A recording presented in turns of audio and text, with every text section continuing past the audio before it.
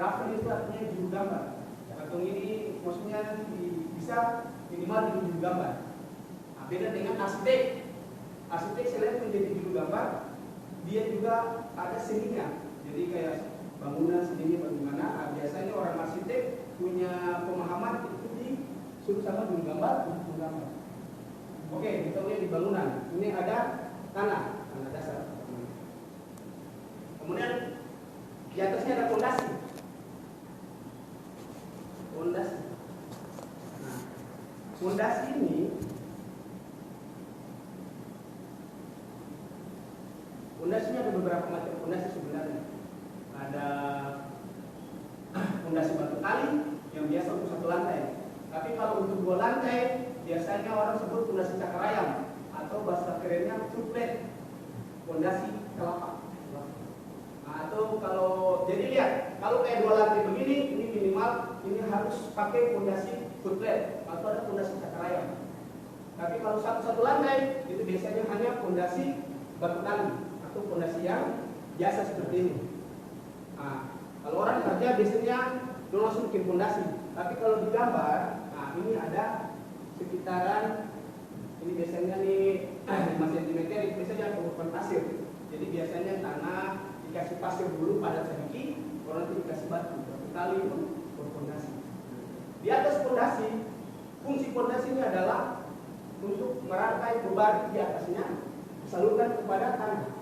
Jadi pemilihan tanah ketika membangun sangat penting. Jadi ketika ada orang maksudnya minta tolong, biasanya kalau sudah AutoCAD, pasti kita gambar rumah. Nah, jadi biasanya kalau cek lokasi, lihat tanahnya, lihat tanah, wah tanah bagus. Nah, keras biasanya itu harus ada di tanah, tapi kan itu bisa. Di atas fondasi itu biasanya ada yang namanya slope.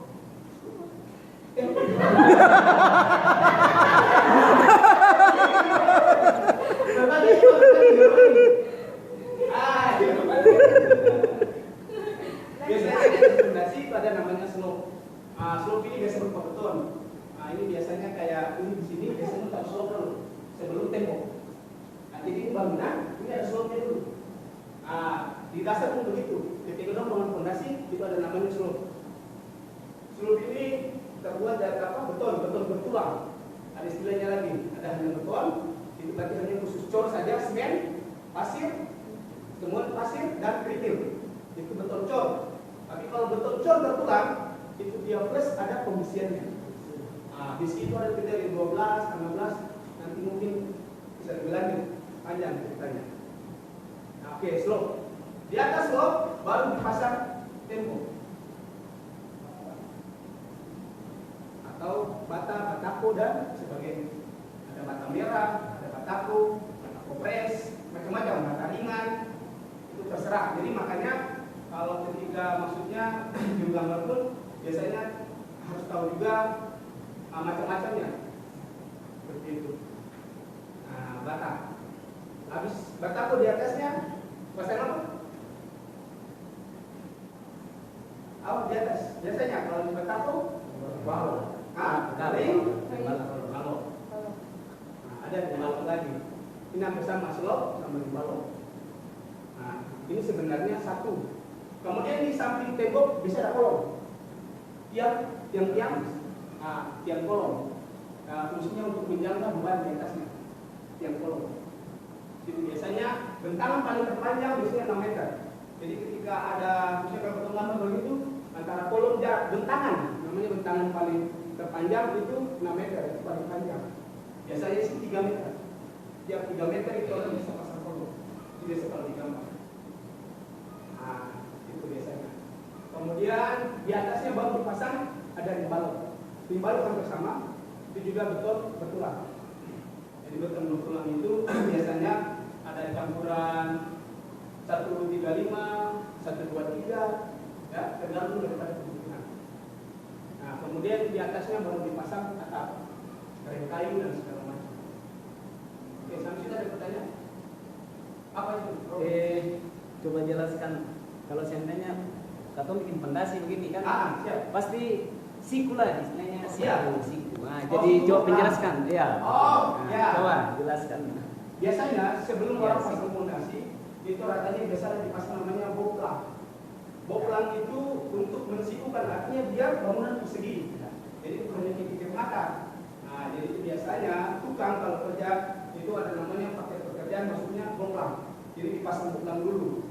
Ketika diukur ujung sama ujung baru dipasang boplang. Itu biasanya ada pakai siku dan segala macamnya. Lalu di ini. Nah, cuma sebenarnya pada saat kalau betul nggak pakai, memang tidak akan ditulis ada itu sen. Nah, cuma untuk pengetahuan. Jadi orang biasanya tukang terus pasang boplang. Nah, terus boplang. Boplang itu biasanya ada kalau orang pasang tiang, ada kayu-kayu yang di pojok-pojok. Lalu tarik benang. Nah, itu untuk sih. Ada lagi? Sudah cukup. Apa itu? Apa itu? Kalau bikin fondasi tuh kan tadi biasa yang ada yang 2 tingkat yang pakai cakar ayam, iya ada yang apa fondasi batu kali. Biasanya itu kalau yang cakar ayam itu pemilihan batu berbeda. Kalau jadi gini. Betul. Terima kasih Lex. Untuk biasanya semuanya sama, itu gabungan. Biasanya kalau lantai 2 itu dong bikin kayak misalnya ini ada kotak nih. Misalkan. Nah, ini lahan lah ya, tampak atas. Di gambar itu nanti ada denah, tampak atas, tampak samping, tampak samping kiri, samping kanan, tampak belakang. Tapi tidak ada tampak bawah. Nah ini tampak atas. Nah ini. Nah, sini biasanya kita taruh kolom. Yang kolom dulu tuh yang cakar ayam.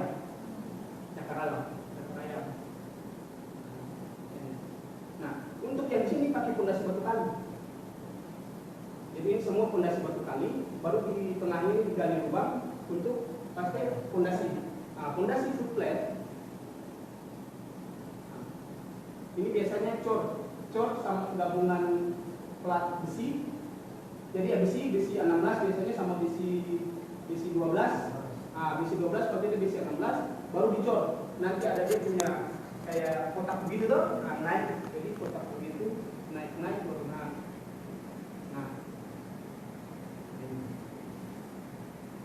Nah, ini pondasi baru ini besinya nih. Begitu. Kalau di gambar-gambarnya ada besi. Nah, jadi itu nanti dicor biasanya pasir, semen, sama kerikil. Nah, baru pakai tulangan besi. Nah, nanti di sampingnya itu semua pakai pondasi batu kali biasa. Nah, jadi nanti tiang kolom inilah yang terusannya daripada pondasi sublet atau cakar ayam, terusannya inilah yang akan menahan beban dari atas. Nah, itu untuk maksudnya pengetahuan bangunan dulu itu. Nah, apa? Kalau pemilihan pasir itu kayak gimana? Iya, biasanya pasir jangan sampai tercampur dengan tanah. Kenapa? Karena dia tidak akan mengikat. Nah, proses karena material pasir, kalau banyak kan kayak pasir dan tanah. Nah, makanya itu biasanya pengawas lapangan itu harus pintar dan jeli. Nah, tapi kayaknya kalau itu di gambar AutoCAD ya, potong kan sih baru sampai. Tapi kalau sekedar harus pemilihannya sangat bagus. Ada jenis pasir, ada pasir laut, pasir gunung, pasir kali. Nah, tergantung penggunaannya, karena harganya berbeda-beda di lapangan. Nah, jadi tergantung dari kebutuhan. Apakah mau plester kah? Atau hanya bocor kah? Seperti itu. Nah, lagi sebelum nanti kita masuk saja juga AutoCAD lah. Apa itu? Kita mau tanya tentang campuran ini. Kalau Seandainya campuran untuk cor berapa, sedangkan untuk plester berapa, untuk susun batu berapa. Jadi gini. Bangun rumah kan? Masih butuh kayak tukang lah ini. Nggak bisa apa-apa lah.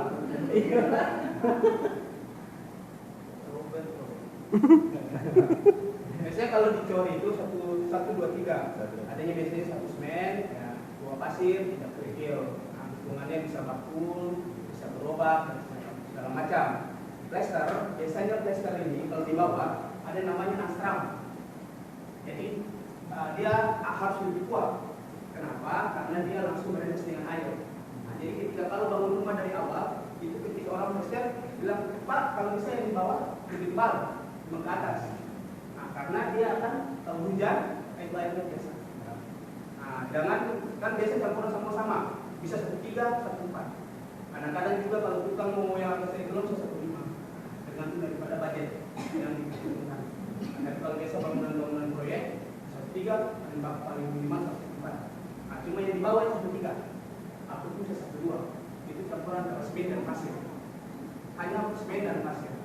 kalau satu saksmen 2 pasir atau 3 pasir. Itu namanya campuran Amsterdam. Biasanya di paling bawah. Nah, itu biasa kalau digambar ada tulisan Amsterdam. Nah, nanti ada keterangan gambar. Ketika tergambar menggambar volume. Oke. Oke, saya ada contoh gambar-gambar jadi paling bagus kalau ada contoh gambar nanti. Aku lihat tuh. Nah, ada lagi tambah ada tidak? Nah, Jadi seperti apa kan? kenapa? Tiga satu apa? Oh, tiga itu maksudnya campuran. Oke, biasanya orang tulis begini. Nah, satu visi itu semen pasir, satu berbanding 3. Jadi kayak satu sak, misalnya satu bakul lah, satu bakul semen itu dicampur dengan 3 pasir. Itu perbandingan campuran pada bangunan. Jadi maksudnya kalau sudah dibilang orang bangunan, Tiga bakul kan? iya tergantung. Bakul pasir, bakul Iya, pasir. tergantung wadahnya apa. Kayak gerobak. Iya. Nah, satu semen gerobak nih, jadi 3 pasir. 3 pasir gerobak. Iya. Seperti itu. Ya, itu biasa. Tapi yang penting kan orang bangunan kan sampai dulu bilang, saya tahu bangunan tuh hanya sebagai gambaran besarnya saya bilang. Ada lagi? Apa itu? Apa? Makanya masalah ujian itu Pak. Ah. Itu kan tadi jelaskan nih, dia punya cakar ayam ya. Ya. Cakar ayam ini kan dia mau bangun bangunan berlantai. Ah. Untuk konstruksi yang kuat, yang kokoh tuh dia punya ukuran kolom gede. Nah, dia untuk cakar ayam, untuk Juga ada semasa di untuk dia punya sipil. jarak-jarak yang Nah, biasanya gini. lebih jelas. Jadi sebenarnya drafter atau gambar itu biasanya itu biasanya ada yang kasih tahu loh, misalnya ada berapa. Jadi buat pengetahuan bahwa ketika untuk membangun 2 lantai, karena harus memiliki namanya struktur biar bangunan tidak kerubuh dan segala macamnya. Nah, itu jadi ketika pembelian pembesian pada kalau ada bilang kode. Jangan. Ini kan berbagi saja berbagi. Ya. Nanti habis itu yang lain berbagi lah ya. Kita kamu ke saja ini. Nanti habis ini Robert. Nah, jadi ketika pemilihan, saya bilang biasanya jarak per kolom itu bisa 3 meter. Biasanya itu 3 meteran. Nah, tapi kalau ruangannya misalnya kayak ini, nah ini biasanya, ini ukurannya berapa? Jadi kayak mudah untuk menghitung panjang daripada ruangan, kita di situ pada pegang. Ini ukuran berapa? Pegangnya. Nah, misalnya 40, itu 1, 2, 3 sampai ada berapa? Nah, baru dikali 40 cm. Nah, seperti itu. Nah, itu biasanya dari tel yang panjang 1, 2, 3, 4, 5, 6, 7, 8, 9. Nah, ini 4 meter. Ini sekitaran 3,5 meter. Kalau seperti ini, dia pakai meter. Ini sekitar 3,5 meter, 3,5 meter. Jadi panjang ruangan sekitar 7 meter. Halnya seperti itu. Simpel. Jadi ketika di lapangan harus bisa cepat-cepatan. Nah, itu. Kemudian pemilihan besi. Besi biasanya itu ada kolom. Kolom itu ada namanya kolom praktis. Ya, sama kolom itu ada banyak. Kolom praktis biasanya kolom 15-15. Artinya apa? Artinya dimensinya 15 kali 15 kotak. Kolom itu kotak 15 kali 15.